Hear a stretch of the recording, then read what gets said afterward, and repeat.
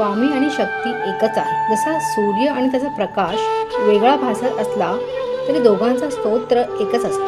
सूर्याशिवाय प्रकाश नाही आणि प्रकाशशिवाय सूर्याचे अस्तित्व जाणवत नाही. अखिल ब्रह्मांड नायक श्री स्वामी समर्थ हे स्थिर चैतन्य, तर शक्ती म्हणजे त्यांचे गतिमान स्वरूप. स्वामी म्हणजे शांत, व्यापक, निराकार सत्य आणि शक्ती म्हणजे त्याच सत्याची साकार, कार्यरत, अनुभूती देणारी अभिव्यक्ती. प्रकटीकरण भिन्न भासते, कधी कृपेच्या रूपात, कधी संरक्षणाचा कवचात, कधी संकटातून उभारी देणाऱ्या सामर्थ्यात, परंतु मूळ तत्व एकच. जसे अग्नी आणि त्याची उष्णता, सागर आणि त्याची लाट.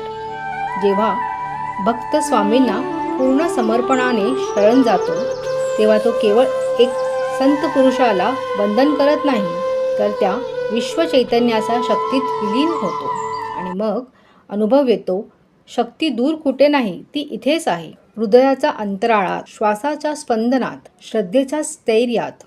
स्वामींना शरण जाणे म्हणजे शक्तीचे साक्षात दर्शन घेणेच होय. श्री स्वामी समर्थ.